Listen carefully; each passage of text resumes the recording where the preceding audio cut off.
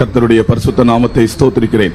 I praise the holy name of the Lord. சுவிசேஷத்தின் கதவை இந்த பிரதேசத்திலும் ஆண்டவர் திறந்திருக்கிறபடியால் மகிழ்ச்சி நிறைந்த இருதயத்தோடு அவரை மகிமைப்படுத்துகிறேன். With a heart of gladness I glorify God because God has opened the door of the gospel in this place too.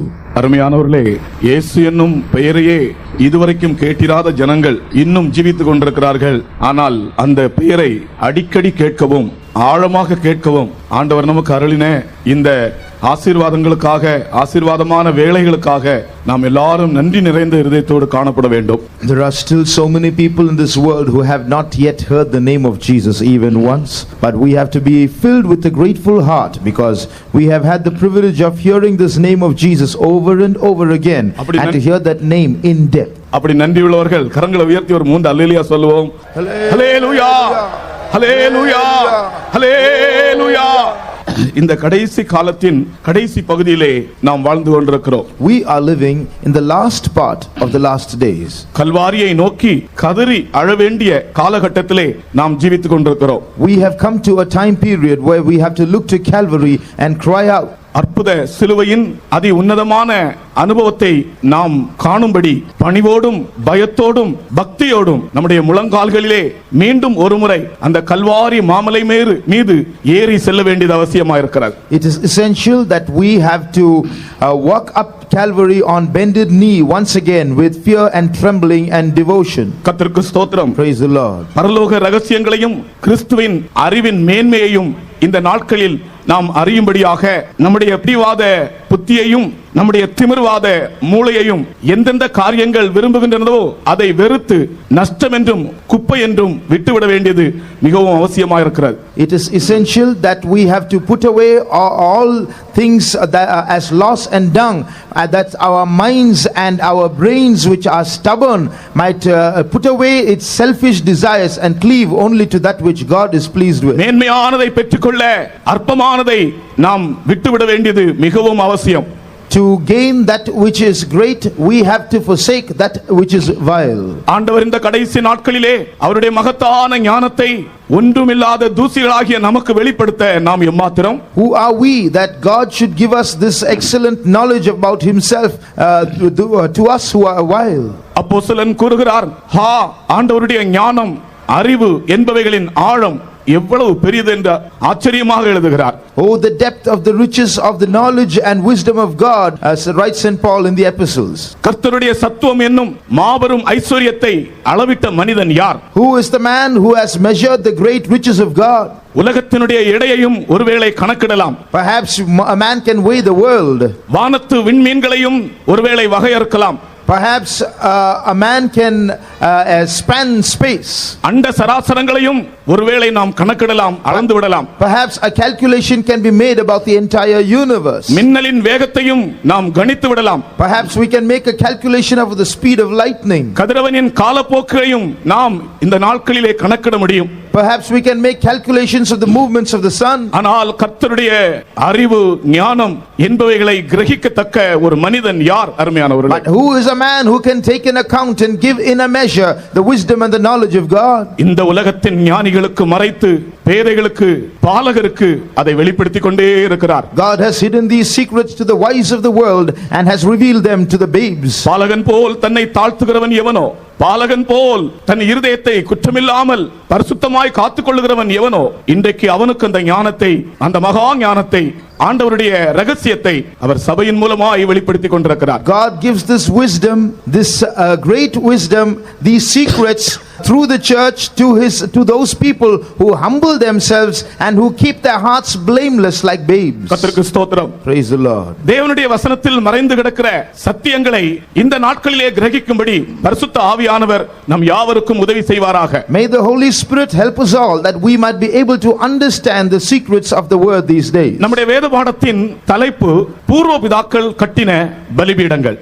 The heading or the theme of our Bible studies these days is the altars built by the forefathers. கர்த்தருக்கு ஸ்தோத்திரம். Praise the Lord. இந்த நாட்களிலே நம்முடைய பூர்வபிதாக்கள் சிலர் கட்டின சில பலிபீடங்களின் ஆவிக்குரிய சாராம்சம் என்ன என்பதை நான் உங்கள் முன்னே வைக்க விரும்புகிறேன். I would like to place before you certain spiritual implications derived from the altars built by our forefathers. ஆபேல் முதல் அதற்கு பின்பு ஜீவித்த அநேக பரிசுத்தவான்களை நாம் பார்க்கும்போது அவர்கள் கட்டின பலிபீடங்களை குறித்து வேதத்தில் ஆதாரமாக எழுதப்பட்டிருக்கிறது. When we consider the saints of yore, we read that many of them from Abel built altars. அவர்கள் ஒவ்வொருவரும் கட்டின பலிபீடம் நாம் அறிந்து கொள்ள வேண்டிய இந்த நாட்களிலே எப்படிப்பட்ட அனுபவத்தோடு நாம் காணப்பட வேண்டும் என்கிற ஆழமான காரியங்களை வெளிப்படுத்துகின்றன. Each of those altars reveal to us spiritual lessons that are very essential for us in these days. இந்த படத்தை பாருங்கள். Look at the chart behind. முதலாவது ஆபேலின் பலிபீடம். First of all, we see the altar of Abel. இரண்டாவது நோவாவின் பலிபீடம். Secondly, the altar of Noah. மூன்றாவது Abraham கட்டின பலிபீடங்கள், 5 விதமான பலிபீடங்கள். Thirdly, 5 altars built by Abraham. ஈசாக்கின் பலிபீடம். The altar built by Isaac. யாக்கோபின் பலிபீடங்கள். The altar of Jacob. இப்படியே ஒவ்வொன்றாக மோசேயின் பலிபீடங்கள், யோசுவாவின் பலிபீடம், இப்படியே பல பலிபீடங்களை குறித்து இந்த நாட்களில் நான் உங்களுக்கு பேச விரும்புகிறேன். So I would like to speak to you about many of these altars, like the altars of Joshua and Moses and so on. பலிபீடம் என்றாலே நாம் ஆண்டவருக்கு அர்ப்பணிக்கிற ஒரு அனுபவத்தை தான் அது வெளிப்படுத்துகிறது. The altar itself reveals to us an experience of surrender. கர்த்தருக்கு ஸ்தோத்திரம். Praise the Lord. நாம் யாத்ராகமம் 20ஆம் அதிகாரத்தை படிக்கும்போது, when we turn to the book of Exodus and read chapter 20, முதலாவது 3 விதமான பலிபீடத்தை குறித்து அல்லது பல வகையான பலிபீடங்களை குறித்து அந்த இடத்திலே நாம் எழுதப்பட்டிருப்பதை வாசிக்கலாம். we read of various kinds of altars in that chapter. யாத்ராகமம் 20ஆம் அதிகாரம் 24ஆம் வசனத்திலிருந்து கடைசி வரைக்கும் Exodus 20:24 to 26. 24ஆம் வசனத்திலிருந்து, மண்ணினாலே பலிபீடத்தை எனக்கு உண்டாக்கி அதின்மேல் உன் ஆடுகளையும் உன் மாடுகளையும் சர்வாங்க தகன பலியாகவும் சமாதான பலியாகவும் செலுத்துவாயாக. நான் என் நாமத்தை பிரஸ்தாபப்படுத்தும் எந்த ஸ்தானத்திலும் உன்னிடத்தில் வந்து உன்னை ஆசீர்வதிப்பேன். எனக்கு கல்லினால் பலிபீடத்தை உண்டாக்க வேண்டுமாகில் அதை வெட்டின கல்லுகளால் கட்ட வேண்டாம். அதன் மேல் உளியிட்ட உடனே அதை அசூசிப்படுத்துவாய். என் பலிபீடத்தின் மேல் உன் நிர்வாணம் காணப்படாதபடிக்கு படிகளால் அதன் மேல் ஏறவும் வேண்டாம். நான் ஆபேலின் பலிபீடத்தை குறித்து உங்களுக்கு சொல்வதற்கு முன்னே இங்கே நான் வாசித்த பலவிதமான பலிபீடங்களை குறித்தும் பலிபீடம் என்றால் என்ன என்பதை குறித்தும் உங்களோடு நான் பேசுகிறேன். Before I speak to you about the first altar built by Abel, I would like to speak to you about the various kinds of altars mentioned in this scripture portion. இப்பொழுது நாம் வாசித்த 24ஆம் வசனம் முதல் 26ஆம் வசனம் வரைக்கும் 2 பலிபீடங்களை குறித்து வாசிக்கிறோம். From verses 24 to 26 we read of 2 altars. ஒன்று மண் பலிபீடம், இன்னொன்று கல் பலிபீடம். One is an altar of earth, the other is an altar of stone. பிரியமானவர்களே, இயேசு கிறிஸ்து ஒரு கேள்வி கேட்டார். Beloved, Jesus asked a question. மதியேடரே, குருடரே, எது விசேஷமானது, பலிபீடமா அல்லது காணிக்கையா?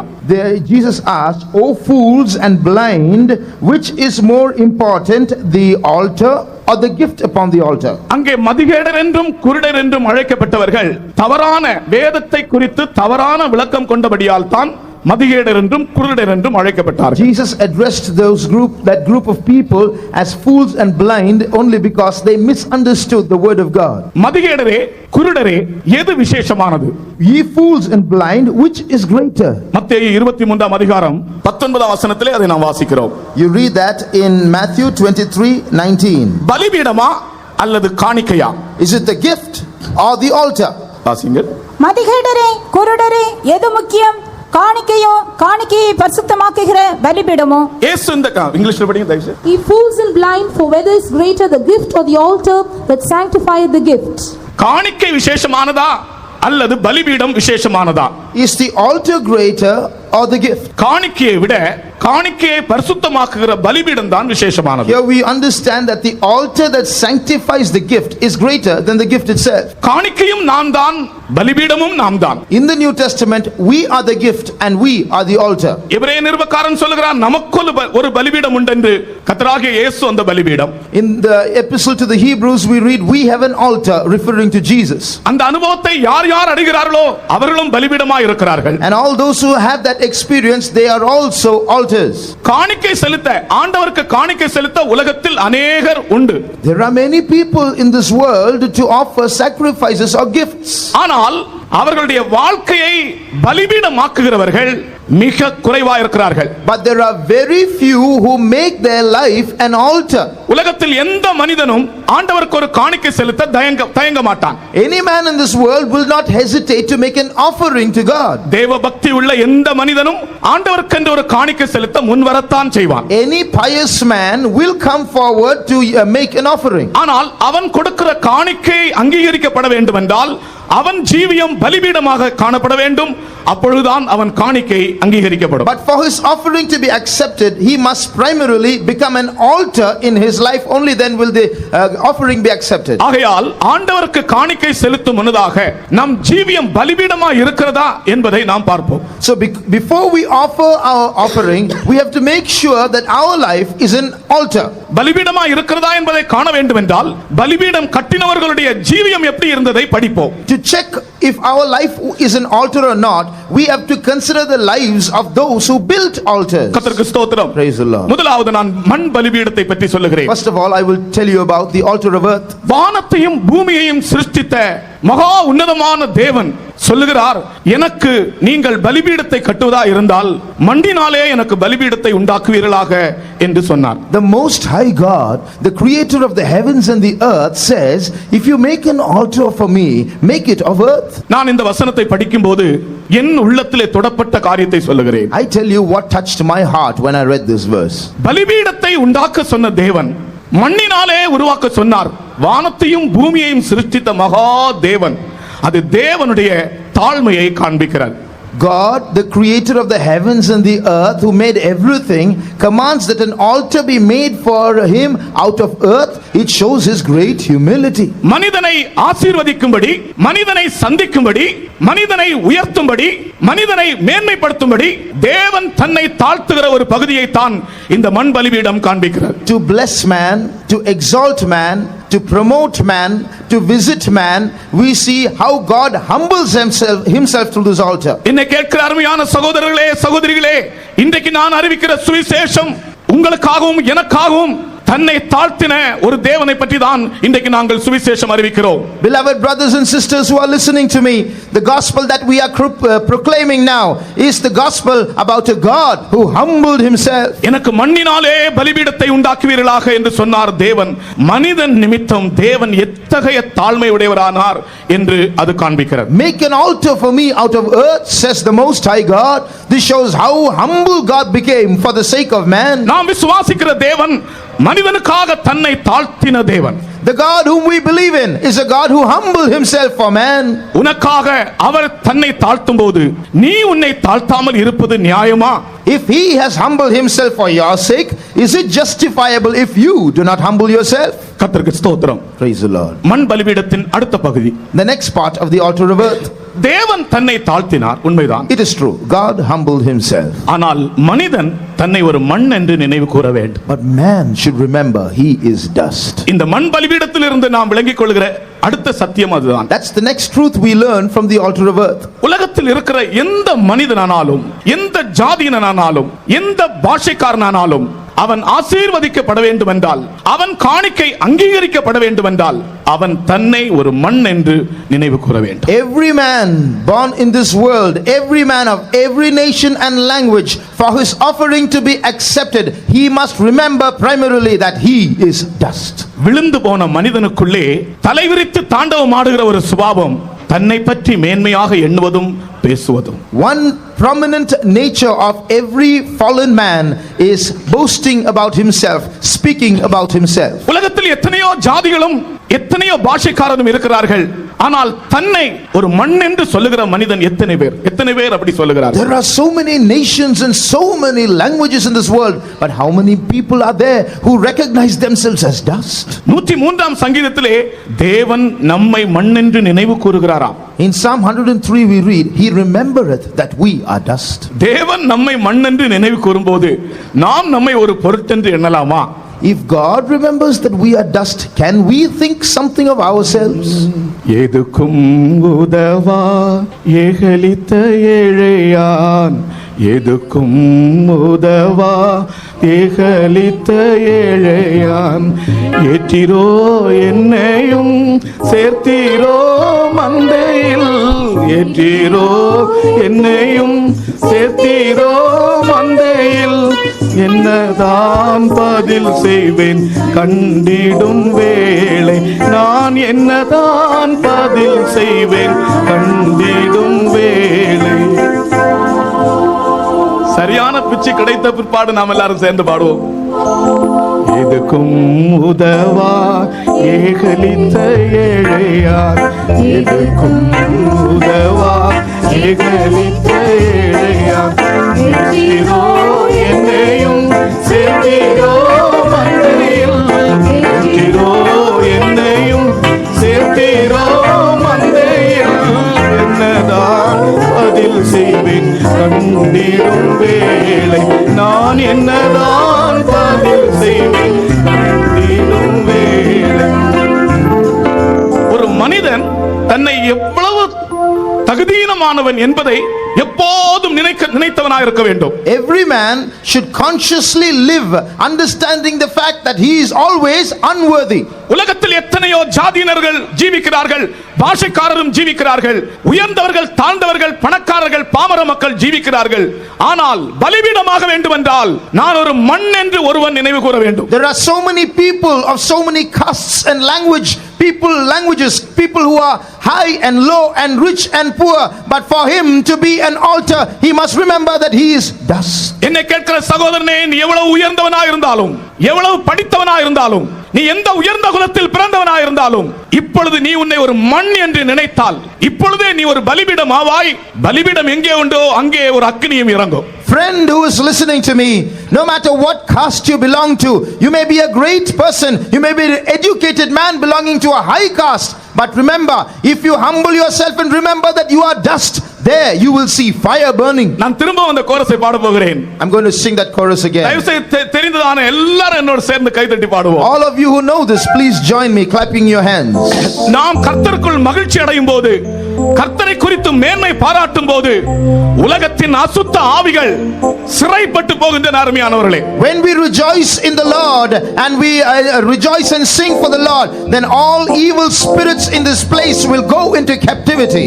கன்னதரையும் கனமான குருசையும், கன்னதரையும் கனமான குருசையும், அன்பாலோ சகித்தீர் அன்பனே அன்பனே, அன்பாலோ சகித்தீர் அன்பனே அன்பனே, என்னதான் பதில் செய்வேன் கண்டிடும் வேளை, நான் என்னதான் பதில் செய்வேன் கண்டிடும் வேளை, எதுக்கும் உதவா ஏகலித்த ஏழையான், எதுக்கும் உதவா ஏகலித்த ஏழையான், ஏற்றிரோ என்னையும் சேர்த்தீரோ மந்தையில், ஏற்றிரோ என்னையும் சேர்த்தீரோ மந்தையில், என்னதான் பதில் செய்வேன் கண்டிடும் வேளை, நான் என்னதான் பதில் செய்வேன் கண்டிடும் வேளை. நரகத்தில் பாட்டு கிடையாது, நரகத்தில் பாட்டு கிடையாது. In hell there is no singing. பாட்டு பரலோகத்துக்கு உரியது. Singing belongs to heaven. விழுந்த தூதன் இன்றைக்கு நரகத்துக்கு பாட்டை கொண்டு போக பிரயாசப்படுகிறான். ஆனால் நரகத்தில் போனால் ஐயோ ஐயோ என்றுதான் சத்தம் The கேட்கும். fallen angels are trying to take songs to hell, but in hell you can only hear sounds of woe.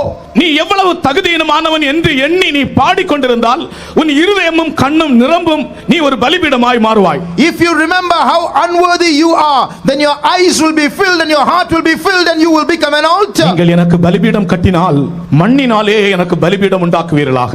If you make an altar for me, make an altar of earth. கர்த்தருக்கு ஸ்தோத்திரம். Praise the Lord. அது நாம் நம்மை மண் மண் என்று நினைவு கூற வேண்டும் என்று காண்பிக்கிறது. It shows that we have to remember that we are dust. அடுத்தது இரண்டாவது பலிபீடம் கல் பலிபீடம். The second altar is an altar of stone. அதே யாத்திராகமம் 20 அதிகாரத்திலே கல் பலிபீடத்தை பற்றி வாசிக்கிறோம். We read in that same scripture portion of the altar of stone. எனக்கு கல்லினால் பலிபீடத்தை உண்டாக்க வேண்டுமாகில் அதை வெட்டின கல்லுகளால் கட்ட வேண்டாம், அதன் மேல் உளியிட்ட உடனே அதை அசுசிப்படுத்துவாய். ஒருவேளை நீங்கள் எனக்கு கல்லினாலே பலிபீடத்தை உண்டாக்க விரும்பினால், Perhaps you want to make an altar of stone for me. எனக்கு நீங்கள் வெட்டின கற்களாலே பலிபீடத்தை உண்டாக்க வேண்டாம். Then do not make an altar out of hewn stone or cut stones. இந்த கல் பலிபீடம் என்பது முதலாவது இதை காண்பிக்கிறது. First of all, what does this altar of stone refer to? சத்தியத்தின் நிமித்தம் பாடுகளும் கஷ்டங்களும் வரும் வேளையில் நம்முடைய முகத்தை கற்பாறையை போல் ஆக்க வேண்டும், அதுதான் கல் பலிபீடம்.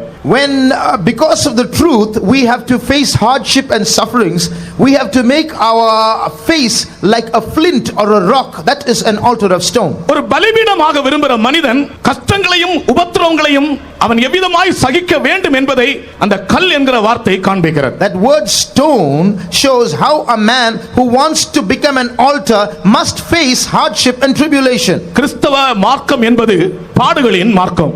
The Christian way is a way of suffering. ஆகையால் தான் 50ஆம் அதிகாரம் ஏசாயாவிலே 7ஆம் வசனத்தில் படிக்கும்போது, That's why in Isaiah 57 when we read, இயேசு கிறிஸ்துவினுடைய பாடுகளை வரிசையாக ஒன்றன் பின் ஒன்றாக எழுதி இவைகள் நடுவிலே அவர் தன் முகத்தை கற்பாறையை போலாக்கினார். chapter 50 verse 7, we see describing the sufferings of Jesus one by one. He says, I have set my face like a flint. கர்த்தராகிய ஆண்டவர் எனக்கு துணை செய்கிறார், ஆகையால் நான் வெட்கப்படேன், நான் வெட்கப்பட்டு போவதில்லை என்று அறிந்திருக்கிறேன், ஆதலால் என் முகத்தை கற்பாறையை போலாக்கினேன். சத்தியத்தின் நிமித்தம் ஒரு மனிதன் தன் முகத்தை கற்பாறையை போல் ஆக்காவிட்டால் அவன் வெட்கப்பட்டு போவான். If a man does not make his face like a flint for the sake of the truth, he shall be ashamed. English வாசிங்க. For the Lord God will help me, therefore shall I not be confounded. Therefore have I set my face like a flint, and I know that I shall not be ashamed. இந்த ஜீவியத்தில் பாடுகள் உண்டு. In this life we have sufferings. தொடக்க நாட்களில் இருந்தே இந்த இயேசு கிறிஸ்துவின் பாதையை பின்பற்றினவர்களை நாம் பார்க்கும்போது உபத்திரவங்கள் பாடுகள் வழியாகவே போனார்கள். When we consider the lives of those who follow the footsteps of Jesus, we understand that from the beginning they walked the road of sufferings. அவர்கள் பாடுகள் பெருக பெருக தங்கள் முகத்தை கற்பாறையை போலாக்கினார். As their sufferings increased, they made their face like a flint. இனி இந்த கல்லினால் நீங்கள் ஒரு பலிபீடத்தை கட்ட விரும்பினால் அப்படியே அந்த கல்லை எடுத்துக்கொண்டு போய் நீங்கள் பலிபீடம் கட்டுங்கள் என்று சொன்னார். God's instructions were, when you want to build an altar of stone, you have to take the stones as they are and place them for the altar. அதிலே உளி படக்கூடாது. You should not have the sound of a chisel on it. வெட்டின கற்களால் அதை செய்யக்கூடாது. You should not make it out of cut stones. இதனுடைய அர்த்தம் என்ன? What does this mean? அப்படியே அந்த கல்லை கொண்டு போய் பலிபீடம் ஆக்குவது நாம் இருக்கிற வண்ணமாகவே ஆண்டவருக்கு என்று ஒப்படைப்பதை காண்பிக்கிறது. Taking the stones as they are, not altering their shape, it shows our surrendering ourselves to God as we are. நீ இருக்கிற வண்ணமாக உன்னை நீ ஒப்பு கொடுத்தால் உன்னை அவர் மறுரூபமாக்குவார், உன்னை அவர் மகிமைப்படுத்துவார். When you surrender to God as you are, then he will transform you, he will glorify you. அதிலே உளி பட நீ இடம் கொடுக்கலாகாது. Don't allow a tool to touch it. உளி என்பது தேவனுடைய சித்தத்தோடு உன்னுடைய விருப்பத்தை நீ கொண்டு வருவதை காண்பிக்கிறது. Using a chisel means you are trying to bring in your will to mix it with God's will. தேவனுடைய சித்தத்தோடு மனிதனுடைய விருப்பத்தை கலக்க கூடாது. Do not adulterate God's will by adding man's will to it. ஒரு கல்லை ஒரு உளியினால் மனிதன் வெட்டி எடுப்பதென்றால் அதை தன்னுடைய விருப்பத்திற்கு ஏற்றபடி வெட்டுகிறான். When a man chips at a stone using a chisel, it means he is trying to reshape it according to his will. தேவனுடைய சித்தத்தோடு உன்னுடைய விருப்பத்தை நீ கலக்காதே. Do not add your desire to God's will. பலிபீடமாக வேண்டும் என்றால் தங்கள் விருப்பத்தை தியாகம் செய்தவர்கள் தான் பலிபீடமாக முடியும். Only those who have yielded or surrendered or submitted their own will can become an altar. கர்த்தருக்கு ஸ்தோத்திரம். Praise the Lord. இன்றைக்கு அநேகருடைய வாழ்க்கையிலே பிரச்சனைகளுக்கு காரணமே இதுதான். This is the reason for many problems in people's lives. தேவ சித்தத்திற்கு இருக்கிற வண்ணமாய் தங்களை ஒப்புக் கொடுக்காமல் தங்களுடைய விருப்பத்தை உள்ளே நுழைக்கிறபடியினால் வாழ்க்கையிலே பிரச்சனைகள் ஏற்படுகின்றன. They do not allow God's will to be accomplished as God's will, but they try to bring in their own will in between and mess up things. உன்னுடைய விருப்பத்தை நீ கொண்டு வர வேண்டாம், தேவனுடைய சித்தத்திற்கு இருக்கிற வண்ணமாக அப்படியே உன்னை அர்ப்பணிப்பாயாக. Do not bring your will inside. Surrender to God's will as it is. அடுத்தது இந்த பலிபீடத்தை பற்றி கர்த்தர் சொல்லுகிற இன்னொரு காரியம். Another thing that God says about this altar. இந்த பலிபீடத்தின் மேல் உன்னுடைய நிர்வாணம் காணப்படலாகாது. Your nakedness should not be seen on the altar. பலிபீடத்தின் மேல் நிர்வாணம் காணப்படலாகாது. Your nakedness should not be seen on the altar. அதனுடைய அர்த்தம் உன்னுடைய ரகசிய பாவங்கள் நீ பலிபீடம் ஆவதற்கு தடையாக இருக்கும்.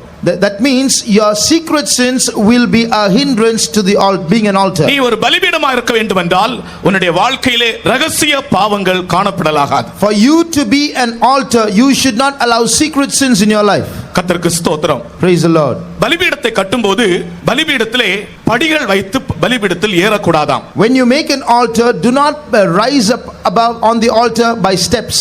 கர்த்தருக்கு ஸ்தோத்திரம். Praise the Lord. பலிபீடத்தை ஓரளவு உயரத்திலே வைத்து கீழே நின்று பலியை செலுத்தக்கூடிய அளவு உயரத்திலே பலிபீடத்தை கட்ட வேண்டும். அதற்கு மேலே நீ ஏறக்கூடாது. உன் நிர்வாணம் அதிலே தெரியக்கூடாது. You must build the altar in such a way that from the ground you can perform your rituals, but do not allow yourself to rise up on the altar. ரகசிய பாவங்கள் நம்முடைய வாழ்க்கையில் ஒரு பெரிய தடையாக காணப்படுகின்றன. Secret sins are a great hindrance to our spiritual life. நான் இதை சொல்லும்போதே உங்களுடைய ஜீவியத்தில் உள்ள ரகசியமான பாவங்கள் என்ன என்று உங்களுக்கு தெரியும். When I speak about this, you know what are the secret sins in your life. ரகசிய பாவங்களிலிருந்து விடுதலை பெற வழி என்ன? What is the way in which you can be delivered from secret sins? ஆண்டவராகிய தேவனுக்கு முன்பாக நம்முடைய இருதயத்தின் அந்தரங்கத்தை திறந்து வைத்து நம்முடைய பாவங்களை அறிக்கை செய்வதல்லாமல் வேறொரு வழியே இல்லை. Other than opening our hearts to the Lord and confessing our sins, there is no other alternative. என் பிள்ளையே, நீ உன் இருதயத்தில் இப்பொழுது நீ கேள்வியோடு இருக்கிறாய். My child, you are asking questions now in your heart. நான் உன்னை காண்கிற தேவன், உன் ரகசியங்களையும் நான் அறிகிறேன். I am a God who sees you. I know your secrets. நீ எனக்கு முன்பாக உன் பாவங்களை தாழ்த்தி அறிக்கை செய்ய மாட்டாயா? நான் உன்னை கழுகி சுத்திகரிக்க வல்லவராக இந்த நேரத்தில் காணப்படுகிறேன். Will you not humble yourself and confess your sins before me? I am able to cleanse you and sanctify நீ you. பலிபீடம் ஆவதற்கு உன் ரகசிய பாவங்கள் தடையாய் இருக்கும். Your secret sins are a hindrance to becoming an altar. ஆண்டவருக்கு முன்பாக உங்கள் இருதயங்களை இந்த வேளையிலே திறந்து வையுங்கள். உங்களுடைய ரகசியங்களை ஆண்டவருக்கு முன்பாக நீங்கள் வெளியரங்கமாக்குங்கள். அப்பொழுது நீங்கள் ஒரு பலிபீடமாக்கப்படுவீர்கள். Right now, open your hearts to the Lord. Make your secret sins bare before the Lord. Then He will sanctify you and make you an altar. கர்த்தருக்கு ஸ்தோத்திரம். Praise the Lord. அடுத்தது மூன்றாவது ஒரு பலிபீடத்தை பற்றி யாத்ராகமத்திலே வாசிக்கிறோம். அது வெண்கல பலிபீடம். The third kind of altar is an altar of brass.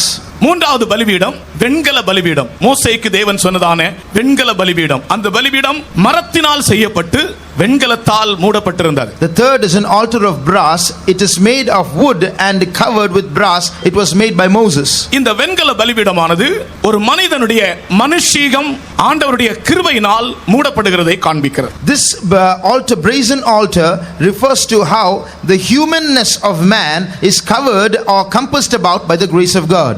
எந்த மனிதனுக்கும் ஒரு பலவீனம் உண்டு, ஒரு மனுஷீகம் உண்டு. Every man has what is called human nature. ஆனால் மனுஷீகத்தோடு கூட பரலோகத்துக்கு ஒருவனும் ஏறி போகலாகாது. But with this human nature, no man can go to heaven. ஒரு மனிதனுடைய மனுஷீகத்தை தேவன் முற்றிலுமாக மாற்றி அவனை தெய்வீகமானவனாய் மாற்றுகிறார். அதற்கு அவனுடைய மனுஷீகம் தேவனுடைய கிருபையினால் மறைக்கப்பட வேண்டும். Before God first of all converts man's humanity, converts it to divinity, but before that man should be covered by the grace of God. மரத்தினாலே பலிபீடம் செய்யப்பட்டு வெண்கலத்தினாலே மூடப்பட வேண்டும். It should be made of wood and covered with brass. 27:1-2 5 முழ நீளமும் 5 முழ அகலமுமாக சீத்தி மரத்தால் பலிபீடத்தையும் உண்டு பண்ணுவாயாக. அது சதுரமும் 3 முழ உயரமுமாய் இருப்பதாக. அதன் 4 மூலைகளிலும் 4 கொம்புகளை உண்டாக்குவாயாக. அதன் கொம்புகள் அதனோட ஏகமாய் இருக்க வேண்டும். அதை வெண்கல தகட்டால் மூட வேண்டும். மரத்தினால் செய்யப்பட்டது, ஆனால் வெண்கலத்தினாலே மூடப்பட்டது. Made of wood but enclosed or covered with brass. சில காரியங்களை சில மனிதர் நினைக்கிறார்கள், இது மனுஷியம் தான், இது இயற்கை தான், இது இயல்பு தான் என்று நினைக்கிறார்கள்.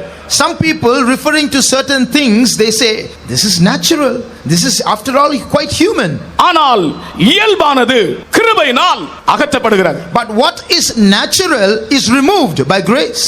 கர்த்தருக்கு ஸ்தோத்திரம். Praise the Lord. சத்தியத்தை அறிய விரும்புகிறவர்களோடு இதை நான் பேசுகிறேன்.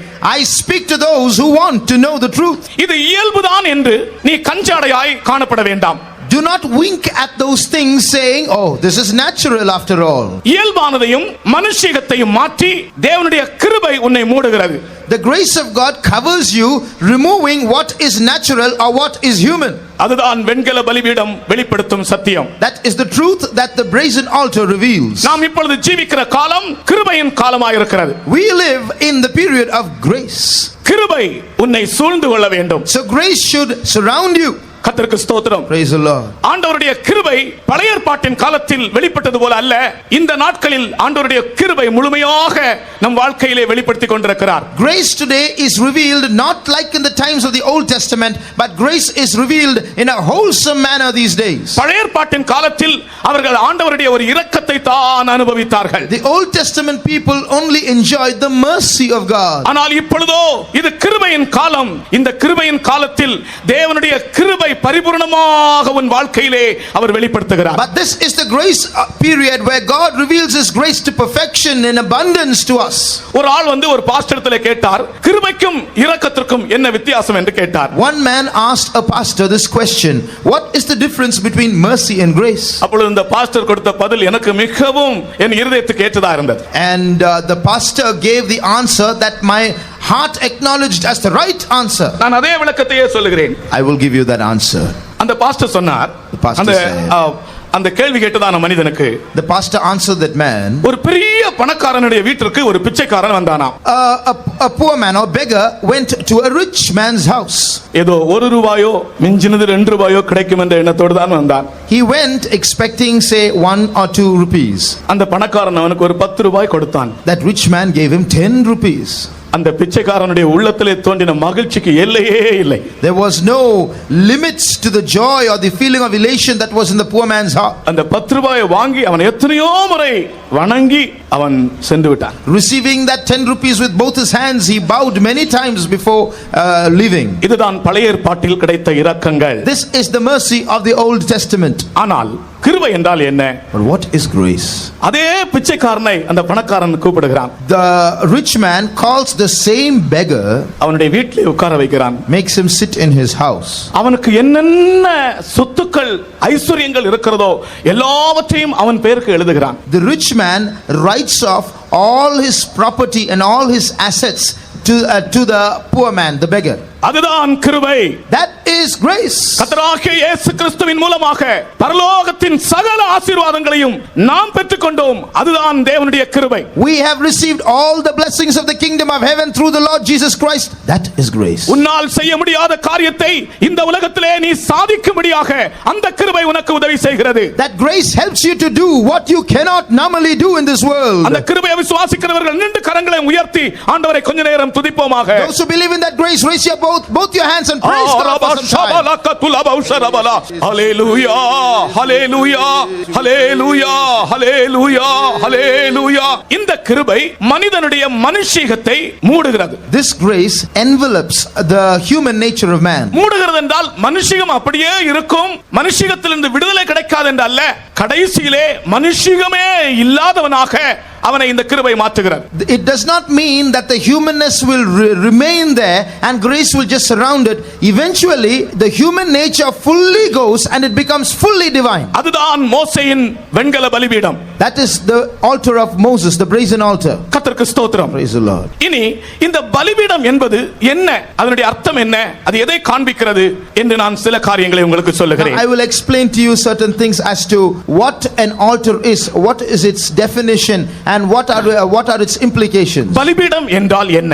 What is an altar? அதற்கு 4 காரியங்களை உங்களோடு சொல்லுகிறேன். I will tell you 4 things now. முதலாவது, பலிபீடம் என்பது கொல்லப்படும் இடம். அல்லது பலியாக்கப்படும் இடம். First of all, the altar is a place of slaughter or place of sacrifice. கொல்லப்படுகிற இடம்தான் பலிபீடம். The altar is a place of slaughter. பலிபீடம் என்ற வார்த்தையின் மூல பதத்தினுடைய அர்த்தமே கொல்லப்படுகிற இடம். In fact, the root word in the original language for the word altar is place of slaughter or killing. இதனுடைய அர்த்தம் ஒரு மனிதன் மரித்தவனாய் இந்த உலகத்தில் ஜீவிப்பதை காண்பிக்கிறது. It shows a man living as a dead person. நான் இந்த உலகத்தில் மரித்தவனாய் ஜீவிக்கிறேன். I live in this world as a dead person. ஒரு காலத்தில் உலகத்திற்கும் உலக இன்பத்திற்கும் பாவத்திற்கும் இந்த அழிந்து போகிற இன்பங்களுக்கும் நான் ஜீவனுள்ளவனாய் இருந்தேன். Once upon a time I was alive and living for the pleasures of this world and the sins of this world. ஆனால் நான் பலிபீடமாக்கப்பட்ட போதோ நான் மரித்தேன். But when I became an altar, I died. நான் கொல்லப்படுகிற இடம். That was the place I was killed. அதைத்தான் அப்போஸ்தலனாகிய பவுல் ரோமருக்கு எழுதின நிருபம் 8ஆம் அதிகாரம் 35ஆம் வசனத்தில் பேசுகிறார். That is what St. Paul says in Romans chapter 8 verse 35. உமது நிமித்தம் எந்நேரமும் கொல்லப்படுகிறோம். We are killed all the day long. உமது நிமித்தம் எந்நேரமும் அடிக்கப்படுகிறோம், கொல்லப்படுகிறோம். For thy sake we are killed all the day long. அதுதான் கிறிஸ்தவ ஜீவியம். That is Christian life. அதுதான் பலிபீடத்தின் அனுபவம். That is the experience of the altar. கொல்லப்படுகிறது அல்லது மரித்தவர்களாய் ஜீவிப்பது. It is being killed or living as dead people. ஒரு மனிதன் பாவத்தில் ஜீவிக்கும் போது அவன் எவ்வளவு பயங்கரமாய் இருக்கிறான் பாருங்கள். When a man lives in sin, look at what a terror he is. ஒரு கெட்ட மனிதனை பற்றி ஒரு செய்யுள் விதமாய் சொல்லுகிறார். There is a poem about a bad man. கொம்புளதற்கு 5 குதிரைக்கு 10 முழம் வெம்புகரிக்கு 1000 தான் வேண்டுமே வம்பு சரி தீங்கினர்தம் கண்ணீர் படாத தூரத்தில் நீங்குவதே நல்ல நெறி. ஒரு கொம்புள்ள மாட்டை கண்ட 5 முழம் தள்ளிப்போ. If you see an ox with horns, keep 5 cubits away. குதிரைக்கு 10 முழம் தள்ளிப்போ எட்டி உதைக்கும். You see a horse, keep 10 cubits away because it will kick at you. வெம்புகரிக்கு 1000 தான் வேண்டுமே. ஒரு மதம் கொண்ட யானை வெம்புகின்ற கரி என்றால் யானை. வெம்புகின்ற ஒரு யானையை கண்டால் நீ 1000 முழம் தள்ளிப்போ தப்பித்துக் கொள்ளலாம். When you see a mad elephant, then keep away 1000 cubits, then you can escape. ஆனால் ஒரு பொல்லாத மனிதனை கண்டால் 5 முழமோ 10 முழமோ 1000 முழமோ போதாது, அவன் கண்ணீர் படாத தூரத்தில் நீங்குவதே நல்ல நெறி. But if you see an evil man, don't keep away 5 or 10 or 1000 cubits. Keep away from so that he might not even see you with the eye. பிரியமானவர்களே, பாவமும் துன்மார்க்கமும் அவ்வளவு கொடியது, ஆண்டவருடைய பார்வையிலே அவ்வளவு அருவருக்கத்தக்கது. Beloved, sin and wickedness is so cruel and so abominable in God's sight. ஆனால் அதற்கெல்லாம் மரித்த ஒரு அனுபவம் தான் பலிபீடத்தின் அனுபவம். But the experience of the altar is dying to all that. ஒரு காலத்தில் நீ எதை விரும்பினாயோ அதற்கு இப்பொழுது மரித்திருக்கிறாய். You are now dead to what you once desired. அல்லது இப்பொழுது நீ உலகத்துக்குரியதை எதை விரும்புகிறாயோ அதற்கு நீ மரித்தே தீர வேண்டும். Or you have to die to all that you are desiring in this world. இந்த அழிந்து போகிற உலகத்துக்குரியதை நீ எதை இன்றைக்கு விரும்பிக் கொண்டிருக்கிறாய்? In this perishing world, corruptible world, what do you desire? இந்த வேதபாடத்தின் மூலம் உனக்கு அறிவிக்கப்படுகிற சத்தியம், இன்றைக்கு நீ கொல்லப்பட வேண்டும். According to this Bible study, according to the truth today, you should be killed. நான் மரித்தேன் என்று நீ சொல்ல வேண்டும். You should say, I am dead. அதுவே பலிபீடம். That is the altar. அது கொல்லப்படுகிற இடம். It is a place of slaughter. பாவத்திற்கும் உலகத்திற்கும் பாவ இன்பங்களுக்கும் சகலத்திற்கும் நாம் மரித்தவர்களாய் இருக்கிறோம். We are dead to sin, to the pleasures of this world, to the world and everything. அடுத்தது பலிபீடம் என்றால் என்ன? இரண்டாவது காரியம். Second thing, as to what is the altar? பலிபீடம் என்பது தேவனை பிரஸ்தாபப்படுத்துகிற அல்லது தேவனை வெளிப்படுத்துகிற இடம். The altar is a place where God's name is declared or God is revealed. யாத்திராகமம் 20ஆம் அதிகாரம் 24ஆம் வசனம். 20:24 of Exodus. பலிபீடம் என்றால் ஆண்டவரை பிரஸ்தாபப்படுத்துகிற ஒரு இடம். It is a place where God records his name or where God is exalted. நான் என் நாமத்தை பிரஸ்தாபப்படுத்தும் எந்த ஸ்தானத்திலும் உன்னிடத்தில் வந்து உன்னை ஆசீர்வதிப்பேன். என் நாமத்தை பிரஸ்தாபப்படுத்துகிற இடம் அது. It is a place where I record my name. அப்படி என்றால் ஒவ்வொரு தனி மனிதனும் ஆண்டவரை பிரஸ்தாபப்படுத்துகிற ஒரு இடம். Which means it is a place where every individual records or declares God's name. இன்னைக்கு நம்ம பொதுவாக மனிதர்கள் படித்த பிற்பாடு பெரிய ஒரு பட்டப்படிப்பை படித்த பிற்பாடு தங்களுடைய பெயருக்கு பெயரோடு சேர்த்து தங்களுடைய பட்டத்தை எழுதுகிறார்கள். Today, these days, we see people after they obtain high degrees in their visiting cards, after their name, they write all those degrees in a line. சகோதரனே, சகோதரியே, உன்னுடைய பட்டங்களை எல்லாம் பெயரோடு சேர்த்து நீ எழுதலாம். அதே சமயத்தில் நீ ஒரு க்ஷணம் நீ நினைத்து பார், நீ உன்னுடைய பெயரோடு சேர்த்து உன்னுடைய ஆவிக்குரிய நிலவரம் எப்படி இருக்கிறது என்பதை நீ எழுத போனால் எப்படி எழுதுவாய்? Now you write all your degrees along with your name, but ponder for a moment, if you are going to write your spiritual state along with your name, what are you going to write? MBBS என்றோ அல்லாவிட்டால் அதற்கு மேலா எத்தனை படிப்புகள் இன்றைக்கு உலகத்தில் computer படிப்புகளும் என்னென்னமோ படிப்புகள் எல்லாம் இருக்கிறது, எல்லாம் வலது பக்கத்தில் எழுதுவோம். அதே சமயத்தில் நம்முடைய பெயரை எழுதி நாம் நம்முடைய ஆவிக்குரிய ஜீவியத்தின் நம்முடைய நிலைமை என்ன என்பதை அதற்கு வலது பக்கத்திலே உங்களுடைய பெயரோடு சேர்த்து எழுதினால் நீங்கள் எப்படி இருப்பீர்கள்? To the right of our names we write our many degrees, but if we write our spiritual, true spiritual state to the right of our names, how will it be to look at it? உன்னுடைய பெயர் ஆண்டவராகிய தேவனை பிரஸ்தாபப்படுத்துகிற ஒரு பெயராய் இருக்குமோ? Will your name be a name that declares the name of God? நான் இந்த வசனத்தை படிக்கும்போது நான் எனக்குள் கேட்ட கேள்வியை உங்கள் முன்னே வைக்கிறேன். I place before you the question that I asked myself when I read this verse. பலிபீடம் என்பது ஆண்டவரை பிரஸ்தாபப்படுத்துகிற இடம். The altar is a place where we declare God's name. எந்த காலத்திலும் எந்த நேரத்திலும் நீ ஆண்டவரை பிரஸ்தாபப்படுத்தும்படியாக அவர் உன்னை ஜீவனோடு வைத்திருக்கிறார். At all times, every moment, God has kept us alive in this world to exalt His name. எகிப்தின் ராஜாவாகிய பார்வோனிடத்தில் ஆண்டவர் சொன்னார், என் நாமத்தை பிரஸ்தாபப்படுத்தும்படிக்கு உன்னை வைத்திருக்கிறேன் என்று. The Lord God told the king of Egypt, Pharaoh, I have kept you so that you might establish my name. எப்படி அவன் ஆண்டவரை பிரஸ்தாபப்படுத்தினான் தெரியுமா? Do you know how Pharaoh declared God's name? அவன் மேலே தேவனுடைய நியாயத்தீர்ப்பு வந்ததினால் அவன் மூலம் ஆண்டவருடைய நாமம் பிரஸ்தாபப்பட்டது. God's name was declared or made known when God's judgment fell upon him. அப்ப தேவனுடைய நாமம் பிரஸ்தாபப்படுவதிலே ரெண்டு அனுபவங்கள். So there are two aspects in God's name being declared. ஒரு மனிதன் மேலே தேவனுடைய நியாயத்தீர்ப்பு வரும்போது தேவனுடைய நாமம் பிரஸ்தாபப்படுகிறது. God's name is declared when the judgment of God comes on a man.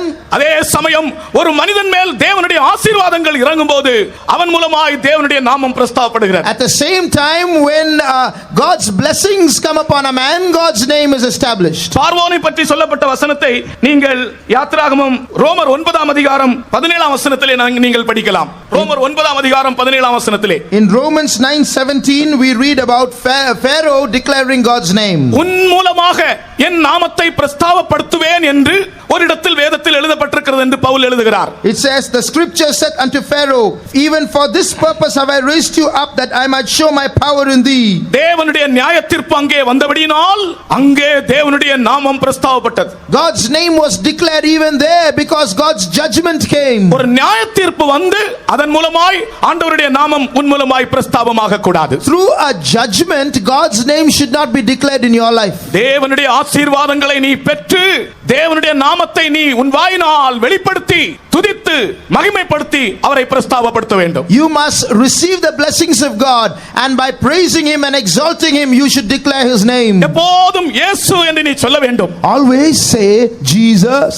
கர்த்தருக்கு ஸ்தோத்திரம். Praise the Lord. ஒரு உயிர்த்தெழுதல் அன்றைக்கு ஒரு ஆலயத்திலே நடந்த சம்பவத்தை நான் உங்களுக்கு சொல்லுகிறேன். I will tell you an incident that took place on Easter day.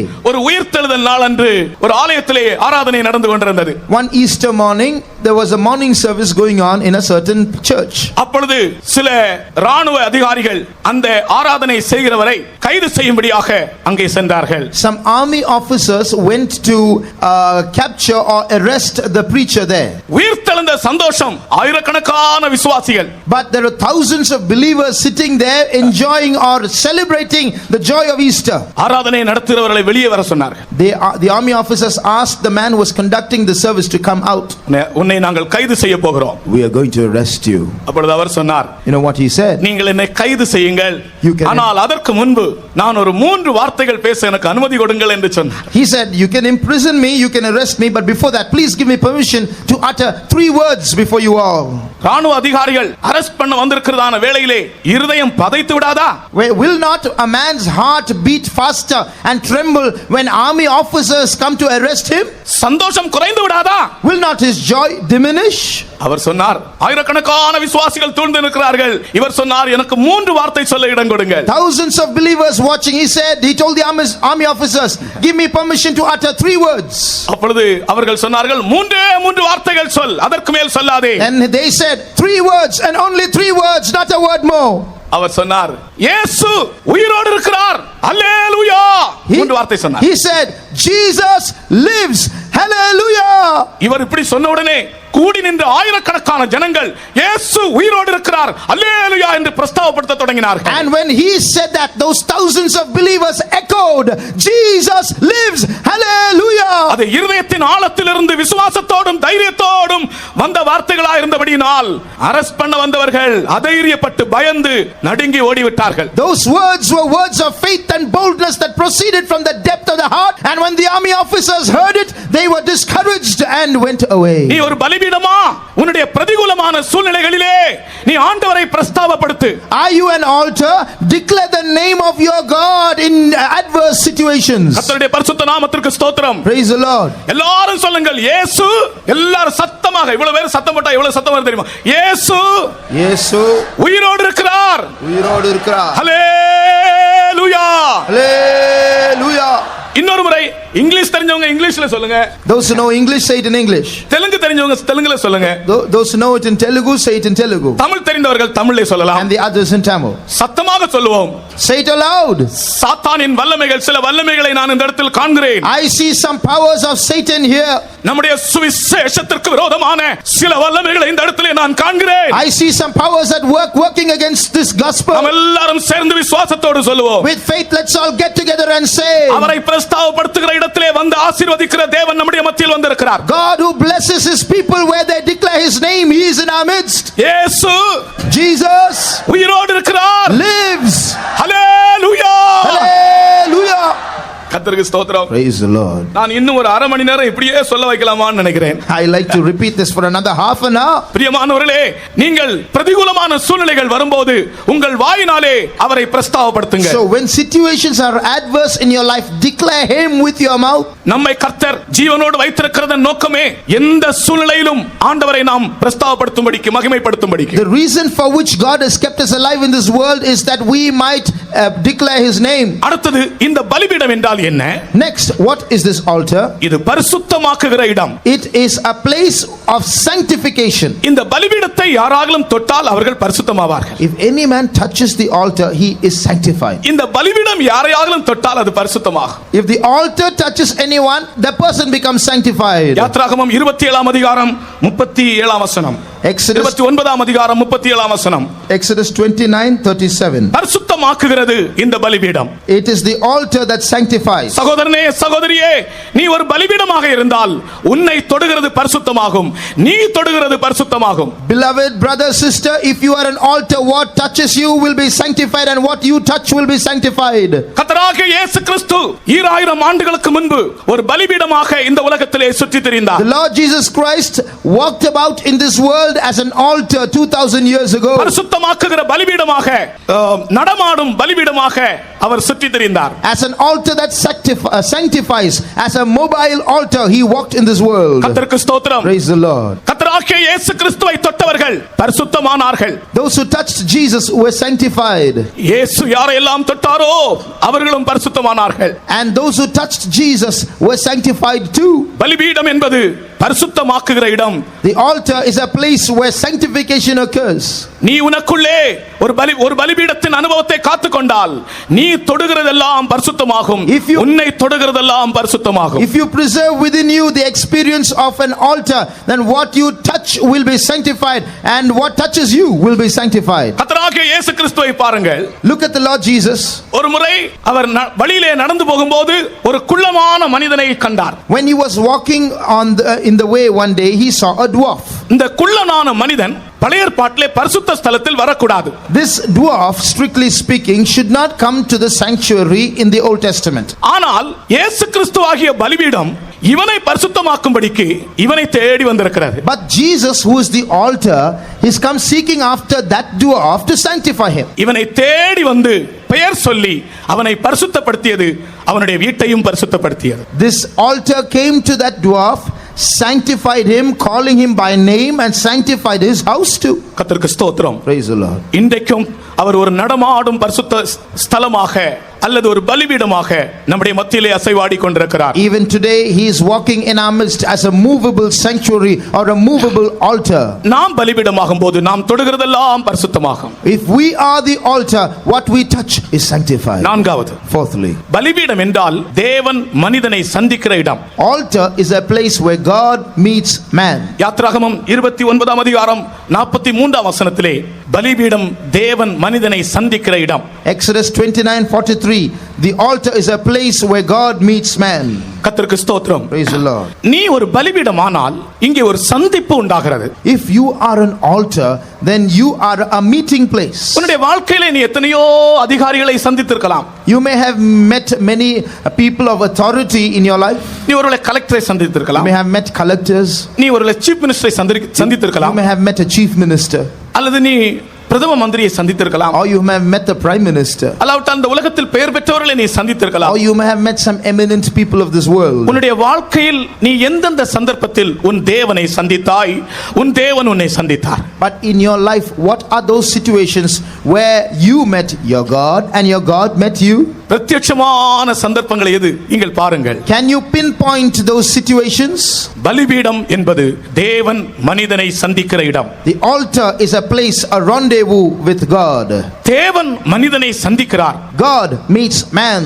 மனிதன் தேவனை சந்திக்க வேண்டும். Man must meet God. ஒரு சந்திப்பின் இடம். It's a place, a meeting place. ஆமென். கர்த்தருக்கு ஸ்தோத்திரம். Praise the Lord. இது ஒரு சந்திப்பின் இடம். It is a meeting place. ஆண்டவர் உன்னை சந்தித்தால் உனக்கு என்ன குறைவு? If God meets you, what will you lack? என் மீட்பர் உயிரோடு இருக்கையிலே எனக்கு என்ன குறை உண்டு நீ சொல் மனமே என்று ஒரு பாகவதர் பாடினார். When your Redeemer is alive, what do you lack? என் மீட்பர் உயிரோடு இருக்கையிலே எனக்கு என்ன குறை உண்டு நீ சொல் மனமே. What do you lack, O my soul, when your Redeemer is alive? உன்னை சந்திக்க வருகிறவர் மனிதன் அல்ல, உன்னை சந்திக்கிறவர் தேவன். இதை இன்றைக்கு நீ விசுவாசிப்பாயாக. Believe today that he who is coming to meet you is not man but God. பரலோகத்தின் தேவன் உன்னை சந்திப்பது உண்மை என்றால் அந்த சந்திப்பிலே நீ பரலோகத்தின் அனுபவங்களை நிச்சயமாய் இலவசமாய் அடைவாய். If it is true that God visits you, then surely you shall receive the blessings of heaven. உன்னுடைய இருதயம் பாரமாய் இருக்கிறது, யாரிடத்திலே இதை சொல்லுவேன் என்று நீ யாரிடத்திலும் மனிதரிடத்தில் சொல்ல வேண்டாம். இதோ உன்னை சந்திக்கும்படியாய் தேவனே வருகிறார்.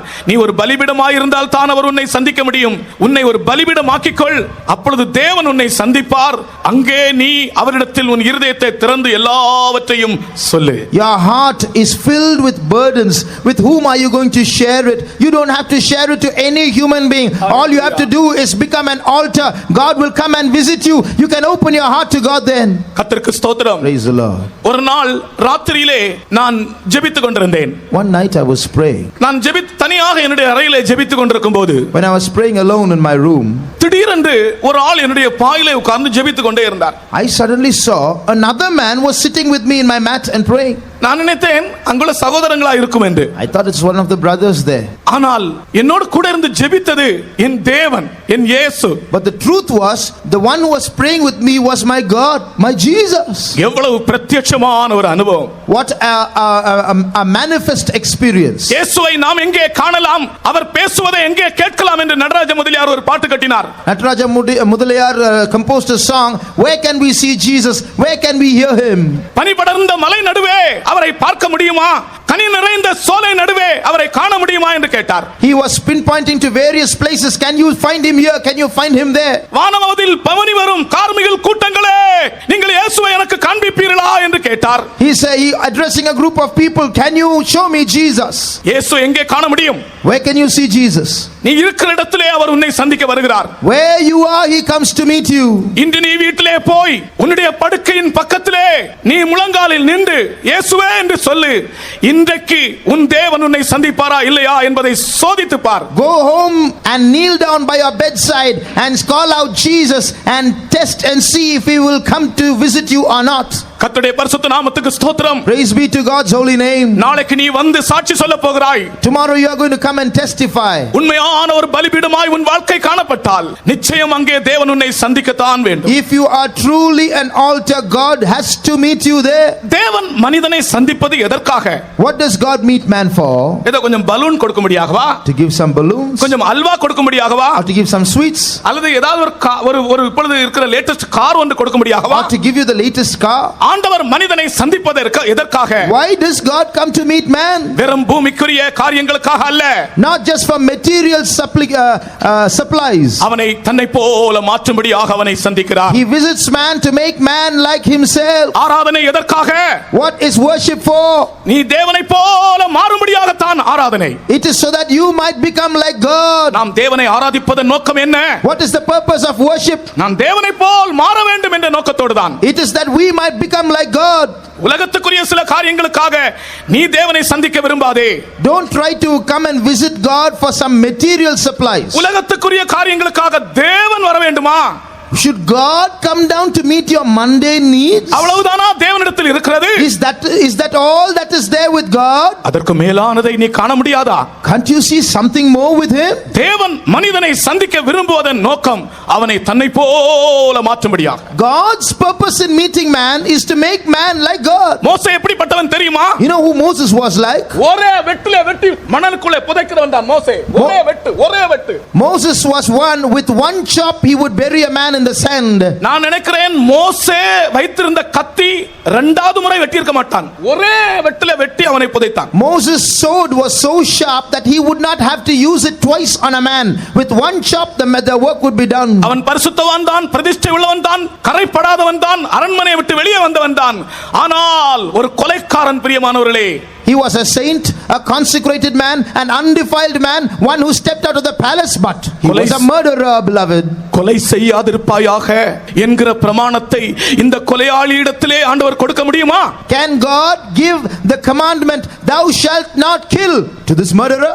எப்படி இந்த கொலையாளி பூமியில் உள்ள சகலரை பார்க்கலும் சாந்த குணமுள்ளவனானான்? How did this murderer become the meekest man in all the earth? சந்திப்பு, தேவனை சந்தித்த சந்திப்பு அருமையானவர்களே. It is the visitation of God, beloved. நீ தேவனை சந்தித்தால் உன் சுபாவம் மாறும். If you visit God, your character will நீ change. பயங்கர கோபியாக இருக்கிறாய். You may be a man with a short temper. எத்தனையோ முறை நீ கிறிஸ்தவன் என்று சொல்லி இருக்கிறாய், ஆனால் எத்தனையோ முறை உன் கையில நீ கத்தி எடுத்திருக்கிறாய். Calling yourself a Christian, remember the many times you have taken a knife in your hand. கத்தி எடுப்பது கெத்செமனேயின் ஆவி அல்ல. That's not the spirit of Gethsemane. கெத்செமனேயின் ஆவி என்பது கத்தியை உரையிலே போடு, அதுதான் கெத்செமனேயின் ஆவி. The spirit of Gethsemane is put your sword into your sheath. இந்த வார்த்தை கெத்செமனேயில் வைத்து சொல்லப்பட்ட வார்த்தை. That is a word mentioned at Gethsemane. கத்தியை பட்டயத்தை எடுக்கிறவன் கெத்செமனேயின் ஆவி உள்ளவன் அல்ல. He that taketh the sword does not have the spirit of Gethsemane. பட்டயத்தை அதன் உரையிலே போடு. Put your sword into your sheath. கர்த்தருக்கு ஸ்தோத்திரம். Praise the Lord. இதே மோசே தேவனை சந்தித்து சாந்த குணமுள்ளவனாய் மாறிவிட்டான். This Moses met God and became a meek man. எவ்வளவு அருமையான ஒரு தேவன். What a blessed God. உன் தேவன் உன்னை சந்திக்க விரும்புகிறார். உன் தேவன் உன் சுபாவத்தை மாற்ற விரும்புகிறார். Your God wants to meet you. Your God wants to change your character. உனக்கு வெறும் இந்த உலகத்திலே ஒரு பங்களாவுக்காக, ஒரு வீட்டிற்காக தேவன் உன்னை சந்திக்க விரும்புகிறாயா? You want to meet God just for a house, for a bungalow? தேவனுடைய வல்லமை நீ எவ்வளவு மட்டப்படுத்தி விட்டாய். How much you limit the power of God.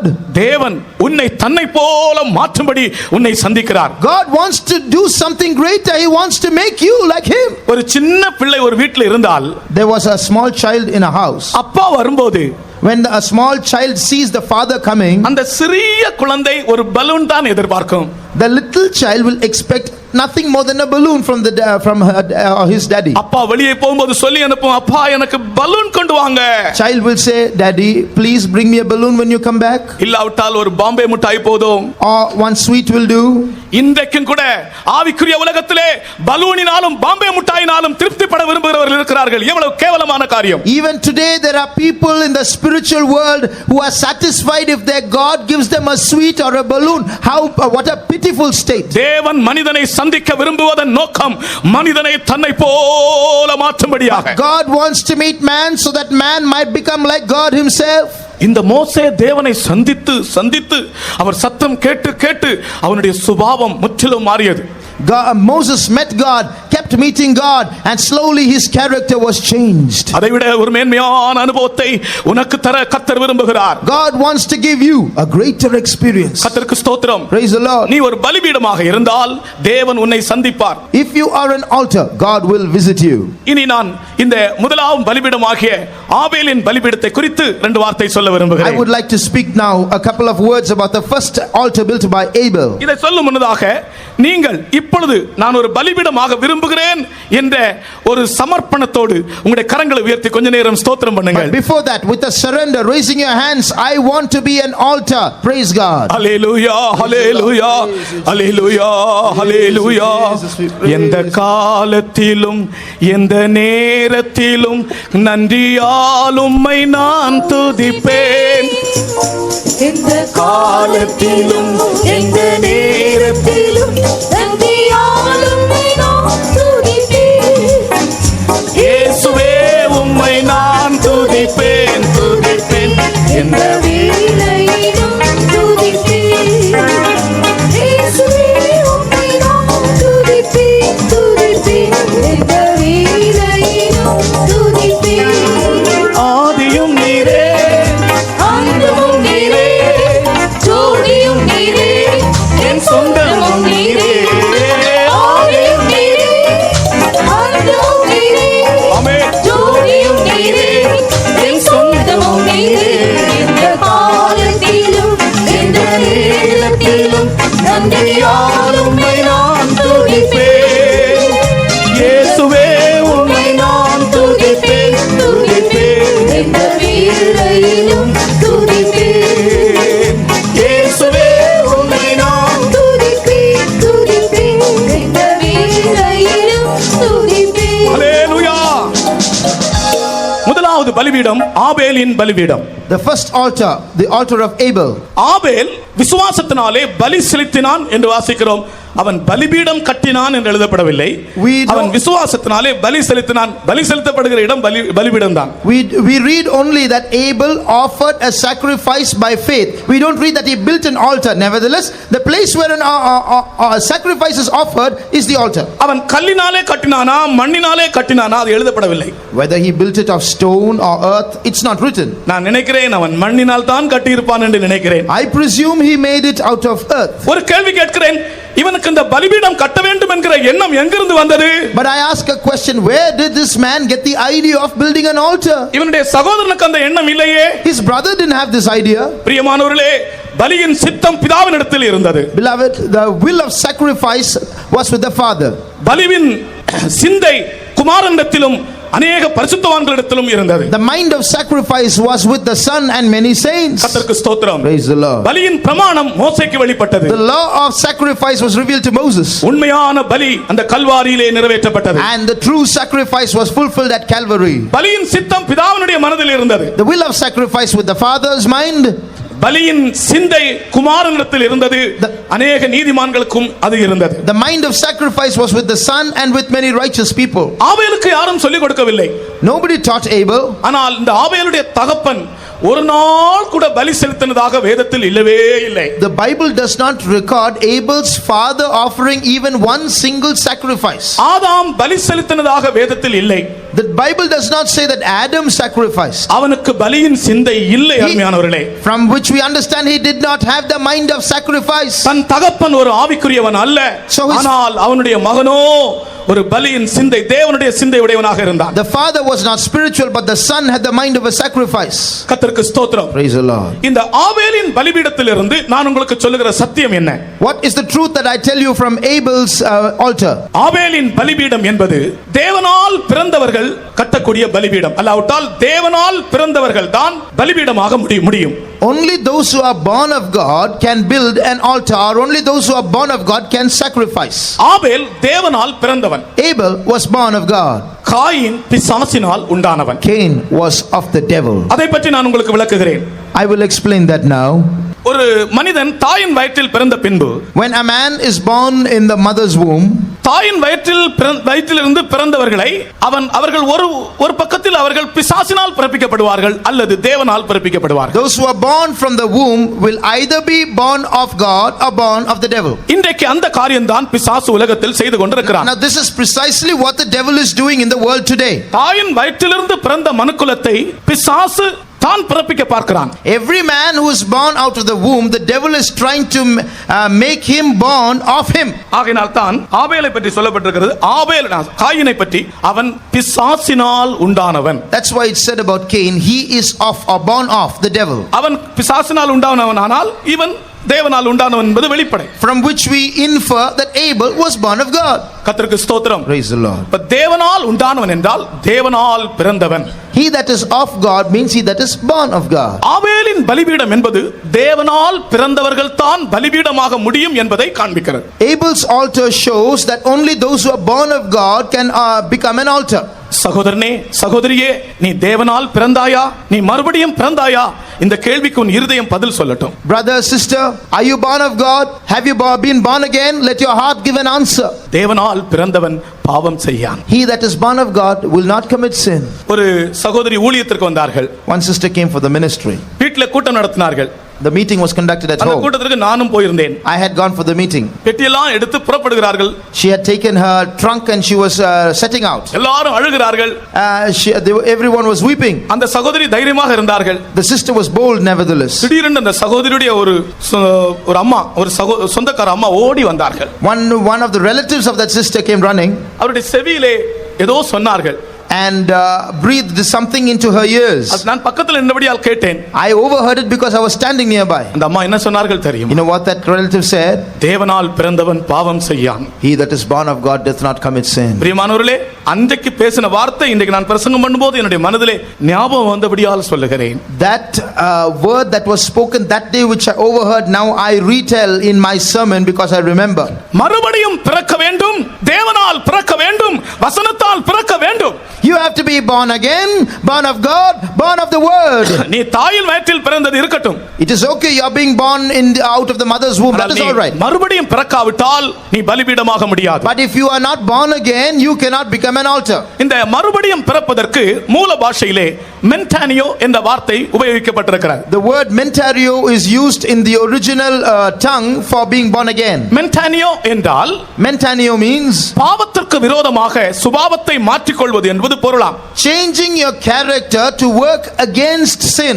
பாவத்துக்கு விரோதமாய் சுபாவத்தை மாற்றிக்கொள்வது, Making your character the enemy of sin. Doctor Smith என்று ஒரு வேத பண்டிதர் இருந்தார். There was a Bible scholar by name Dr. Smith. அவர் இந்த மறுபடியும் பிறப்பதை பற்றி சொல்லுகிறார். He says about being born again, மறுபடியும் பிறப்பது என்பது it is an about turn என்று சொல்லுகிறார். he calls it an about turn. about turn என்றால் தெரியும் தானே?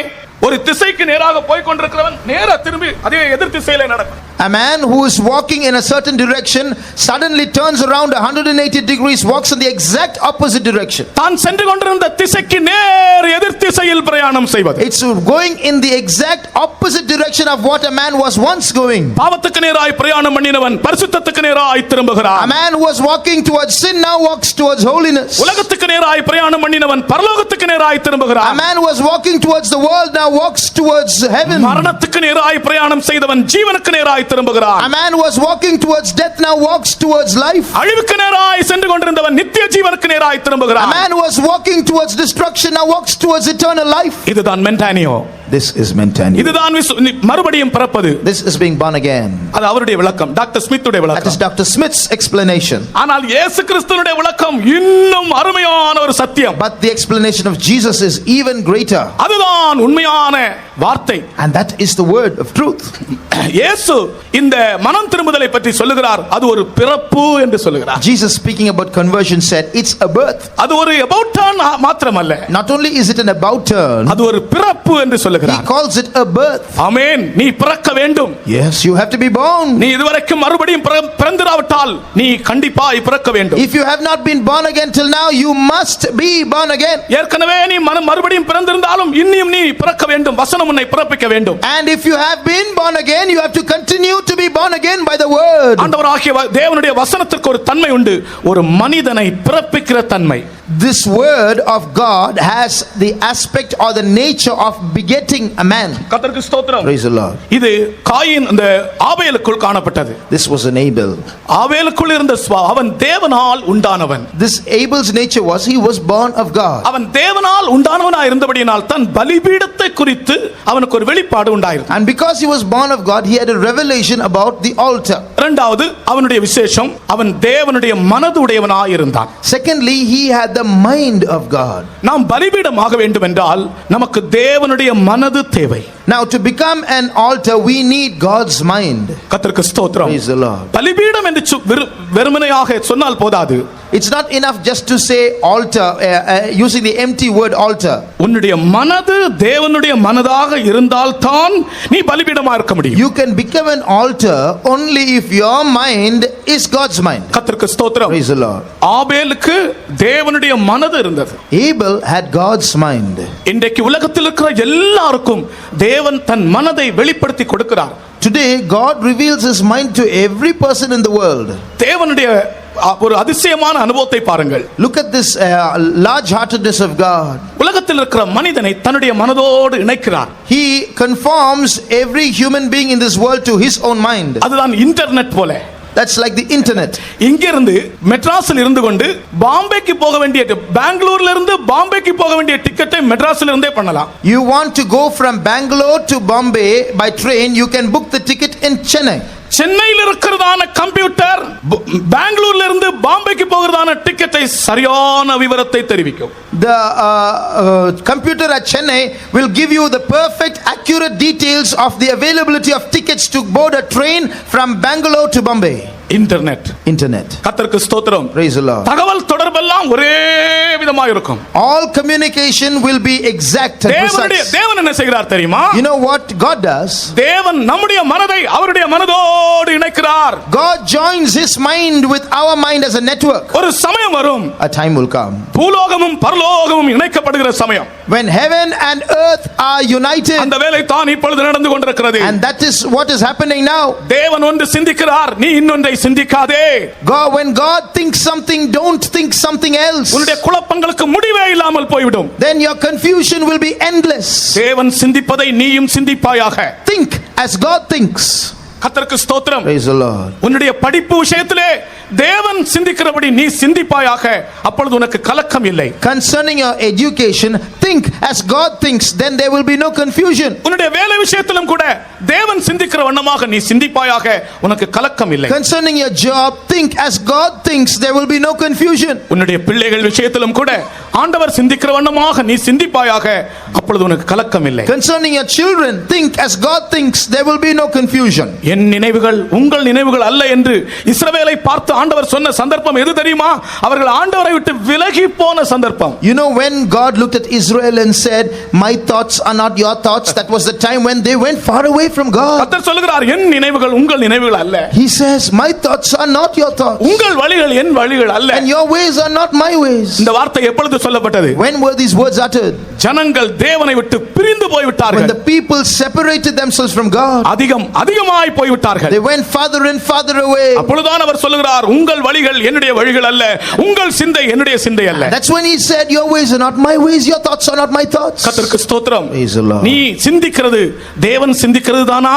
Do you think as God நீ thinks? பேசுவது தேவன் பேசுவது தானா? Do you speak as he speaks? உன்னுடைய இருதயத்தின் தியானம் கர்த்தருடைய சிந்தையில் இருப்பது தானா? The meditation of your heart, is it in conformity with God's mind? அப்படி என்றால் உனக்கு கலக்கமே இல்லை. Then there will be no confusion. நம்முடைய மனது தேவனோடு இணைக்கப்பட வேண்டும். Our mind should be joined to God. அதுதான் ஆபேலின் பலிபீடம். That was the altar of Abel. அவனுக்கு தேவனுடைய மனது இருந்தபடியினால் அவன் அந்த பலிபீடத்தை கட்டினான். Because he had the mind of God, he built that altar. அடுத்தது ஆபேலை பற்றி ஒரு காரியம் கூட சொல்லி நான் முடிக்கிறேன். With one more thing about Abel, I will conclude. ஆபேல் நீதிமான். Abel was a righteous man. அவனுக்கு பகையே இல்லை. He had no hatred in him. நீதிமான் என்று அழைக்கப்பட ஒரு தகுதி இருதயத்தில் பகையே இருக்கக்கூடாது. One thing that qualifies you to be called a righteous man is that you should have a heart that is void of hatred. விசுவாசம் தான் நமக்கு நீதிமான் என்கிற பெயரை தருகிறது. It is faith that gives us that name or title, righteous. கர்த்தருக்கு ஸ்தோத்திரம். Praise the Lord. விசுவாசம் எங்கே உண்டோ அங்கேதான் நாம் நீதிமான்களாகிறோம். Where there is faith, that's where we become righteous. விசுவாசம் இருக்கிற இடத்துல பகைக்க இடமே இல்லை. And where there is faith, there is no reason for hatred. பகையை வைக்கிறவர்களுக்கு விசுவாசமே இல்லை. And those who are hate do not have faith. இந்த பகை விசுவாசத்தை சாப்பிடுகிறது. Because hate consumes faith. விசுவாசம் பகையை சாப்பிடுகிறது. And faith consumes hate. கர்த்தருக்கு ஸ்தோத்திரம். Praise the Lord. உன்னுடைய இருதயத்தில் யாரை குறித்தாலும் ஒரு சிறு துக்கமோ பகையோ நீ வைத்திருந்தால் இந்த பலிபீடம் நீ கட்ட முடியாது. If there is some kind of bitterness or hatred against anyone in your heart, you cannot build up this altar. ஆபேலின் பலிபீடம் நீதிமான்களின் பலிபீடம் அல்லது இருதயத்தில் பகை இல்லாதவர்கள் கட்டுகிற பலிபீடம். The altar of Abel is the altar of the righteous, or an altar built by those who do not have hatred in their hearts. ஒரு நிமிடம் உங்களுடைய கண்களை மூடுங்கள். Shall we close our eyes for a moment? உங்களுடைய இருதயத்தை கர்த்தரண்டை திருப்புங்கள். Turn your hearts to the Lord. உங்களுடைய இருதயத்தை கர்த்தருக்கு நேராக்குங்கள். Turn your hearts, focus it towards God. பகையை நீங்கள் உங்களுடைய இருதயத்திலிருந்து அகற்றி விடுங்கள்.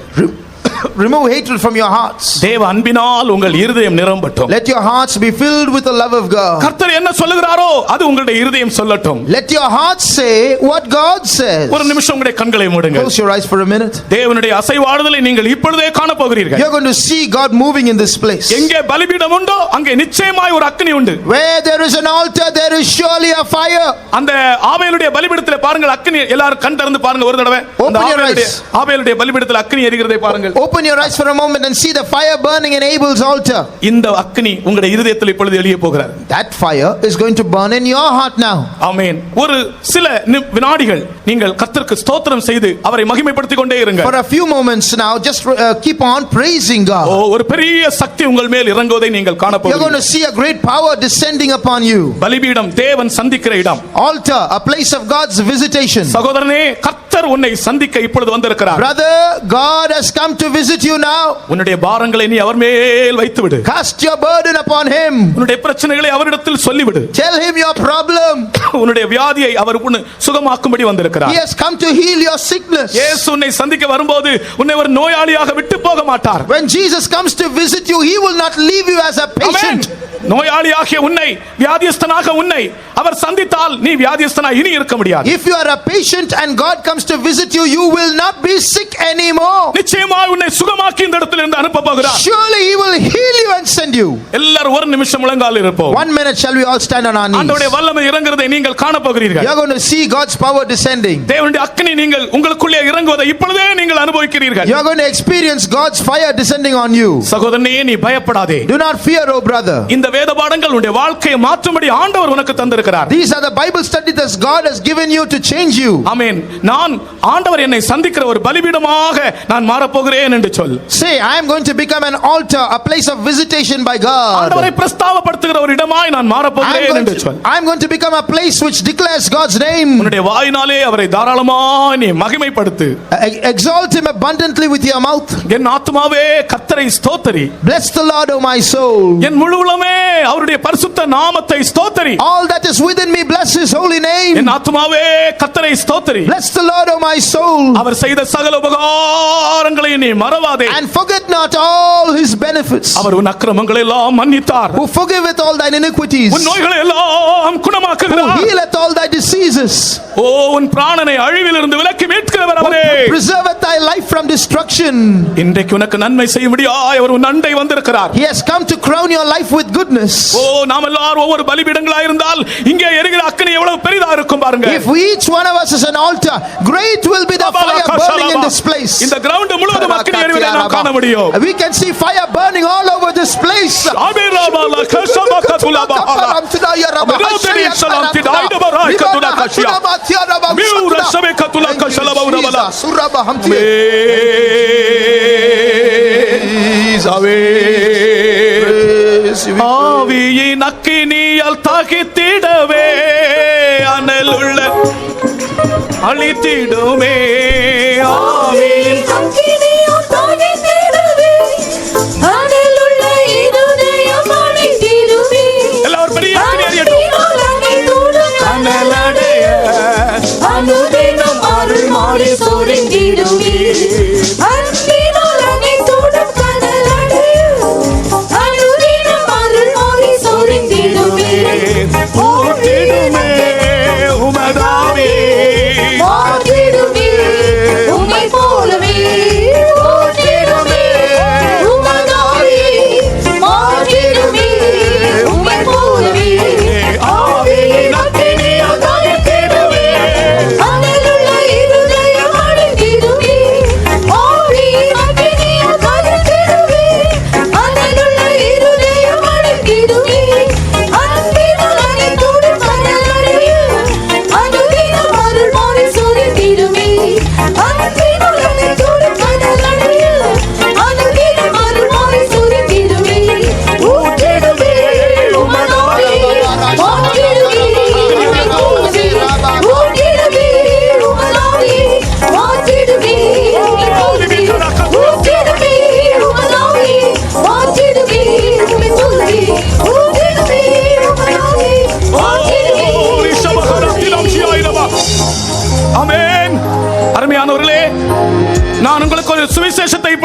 சொல்லுகிறேன். I tell you the gospel now. ஆபேலின் பலிபீடத்தில் எரிந்த அக்கினி இப்பொழுது இதே நிமிஷத்திலே உன் இருதயத்தில் எரிந்து Now கொண்டிருக்கிறது. at this moment the fire that burnt in the altar of Abel is burning in your hearts. நாம் எல்லாரும் ஒவ்வொரு பலிபீடங்களாக இருந்தால் இங்கே நமக்குள் எரிகிற அக்கினி எவ்வளவு பெரிதா இருக்கும். How great will be the fire burning in our hearts if each one of us is an altar. உங்களுடைய இருதயத்தை உயர்த்துங்கள். Exalt, lift up your hearts. உங்களுடைய சத்தத்தை உயர்த்துங்கள். Lift up your voice. ஆண்டவருடைய அக்கினி நம்மை பற்றி பிடிக்கட்டும். Then the fire will burn. சத்துருவின் வல்லமைகள் The நிர்மூலமாக்கப்படட்டும். powers of the adversary will be destroyed. சத்துருவின் வல்லமைகள் சாம்பலாக்கப்படட்டும். It will become ashes. மாம்சத்தின் வல்லமைகள் The சாம்பலாக்கப்படட்டும். powers of the flesh will become ashes. ஆமென். இயேசு நம்முடைய மத்தியிலே வந்திருக்கிறார். Jesus is in our midst. பரிசுத்த ஆவியானவர் அக்கினியாக இறங்கி The கொண்டிருக்கிறார். Holy Spirit is descending as fire in our midst. நாங்கள் திரும்பவும் இந்த கோரஸை ஒரு தடவை பாடுகிறோம். We are going to sing this chorus again. உண்மையிலே நம்முடைய மத்தியில் ஒரு பெரிய அக்கினி அப்படியே எரிய போகிறது. Truly a great fire is going to burn in our midst. உங்களுடைய இதயத்தில் இருக்கிற பலவீனங்கள், மாம்ச சுபாவங்கள், மனுஷிகங்கள் எல்லாம் மாற்றப்படுகிறது. All your weaknesses, carnal natures, human natures will all be removed. ஆவியின் அக்கினியால் தகித்திடவே அனலுள்ள இருதயம் அழைத்திடுமே. ஆவியின் அக்கினியால் அழைத்திடுமே. அனலுள்ள இருதயம் அழைத்திடுமே. அன்பினால் அணிந்தோடு மனதடையில் அனுதினம் அருள்மொழி சுரந்திடுமே. அன்பினால் அணிந்தோடு மனதடையில் அனுதினம் அருள்மொழி சுரந்திடுமே.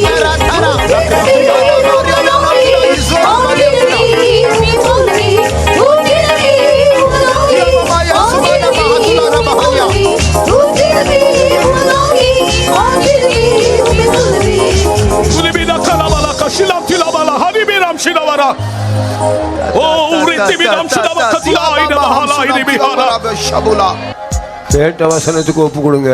உங்கள் மேல ஒரு பெரிய அக்கினி எரிந்து அது உங்க கத்தரை போல் உங்களை மாற்றட்டும். Fire change you and make you like the Lord. நாம் நம்மை மண்ணென்று நினைவுற வேண்டும். Let us remember that we are but dust. தாவீது ஒரு ஆலயத்துக்குரிய முழு காணிக்கையும் அவன் சேர்த்தான். David gathered all the material needed to build the temple. ஆனால் நான் எம்மாத்திரம் என்று சொல்லுகிறார். But he says, who am I, Lord? என்னுடைய ஜனங்கள் எம்மாத்திரம் என்று சொல்லுகிறார். And who are my people, he says. இந்த பலத்தை பெற்றுக்கொள்வதற்கு நாங்கள் எம்மாத்திரம் என்று Who are சொல்லுகிறார். we to have this strength, he says. அதே போல ஒரு மனத்தாழ்மை உள்ள ஒரு பலிபீடமாக நீ காணப்படுகிறோமா? So are we an altar that has a humility of mind like this? மண்ணான என்ன இந்த மகிமையான காரியத்துக்கு தெரிந்து கொண்டாரே என்ற ஒரு நன்றி நமக்குள்ள உண்டாகிறதா? Do we have a gratitude saying, I who am but dust has been called for this glorious thing? கர்த்தாவே நான் அதற்காக உம்மை துதிக்கிறேன் என்று தாவீது சொல்லுகிறார். David says, Lord, I praise you for this. நீ அந்த துதியின் ஆவியோடு நாம் இப்பொழுது காணப்படுகிறோமா? Do we have such lips of praise now? மகிமையை நாம் அவருக்கு செலுத்துகிறோமா? Do we give him the glory? அதுல தேவன் பிரியப்படுகிறாரா? Is God pleased with it? அல்லது மகிமையை நாம் எடுத்துக்கொள்கிறோமா? Or do we take the glory for ourselves? கர்த்தருக்கு மகிமையை செலுத்துங்க. Let's give God the glory. உங்களை தாழ்த்தி கர்த்தருக்கு மகிமையை செலுத்துங்க. Humble yourself and give God the glory. பாடுகள் மத்தியிலே அவர் தன்னை கற்பாரை போல மாற்றினார். He changed us into rock in midst of suffering, ஏனென்றால் அசையாத ஒரு மூலைக்கல்லாக அவர் மாற வேண்டும். so that he might become an unchanged, our unshakable rock, பாடுகள்ல அவர் பூரணப்பட வேண்டும். that he might be perfected in அவரை பற்றி suffering, எல்லா தீர்க்க தரிசனமும் நிறைவேற வேண்டும். that all the prophecies concerning him might be அதே fulfilled. போல உன்னை பற்றி எல்லாம் நிறைவேற வேண்டும் என்றால் நீ உன்னுடைய முகத்தை பாடுகள் மத்தியில கற்பாரை போல மாற்ற வேண்டும். For everything concerning you to be fulfilled, change your flock. கற்பாறை மேலே ஒரு மண்ணை வைத்து கட்ட இயலாது.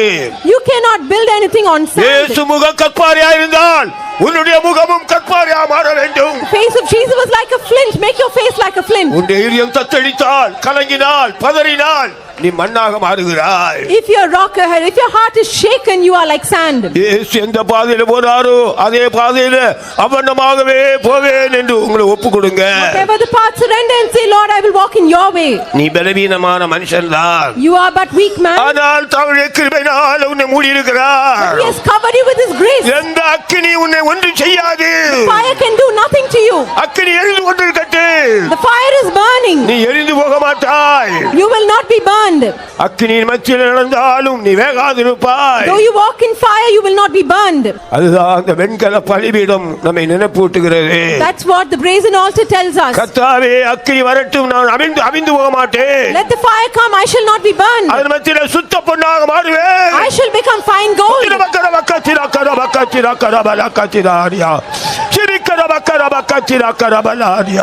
கர்த்தாவே நான் கொல்லப்பட வேண்டும்.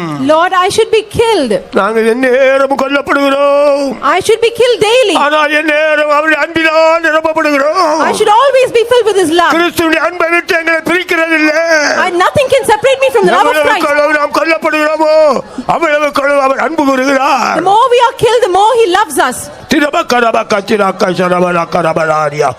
கொல்லப்படும் போது நீ வேதனை அடைகிறாயா?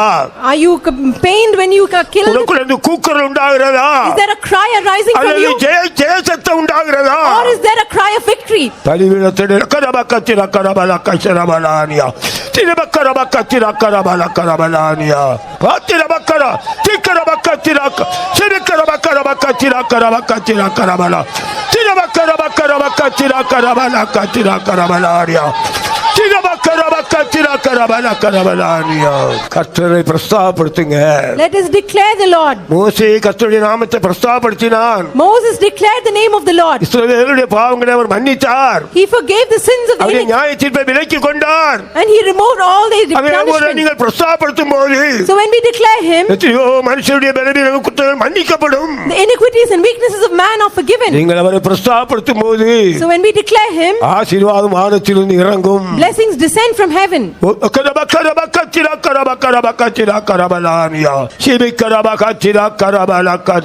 நான் America இருக்கலாகாது. We should not be silent. கர்த்தரை பிரஸ்தாபப்படுத்துங்க.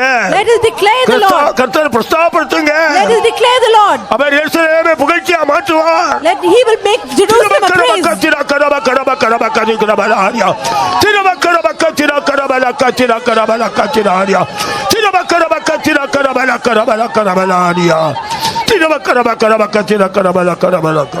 எவ்வளவு கொள்ளவா நீங்கள் கர்த்தரை சந்திக்கிறீர்களோ The more you visit the Lord, அவ்வளவு கொள்ளவா நீங்கள் மறுரூபப்படுவீர்கள். the more you will be transformed. அவரை போல மாறுவீர்கள். You will become like Him. உங்களுடைய பழைய சுபாவம் ஓடி போகும். Your old man changes.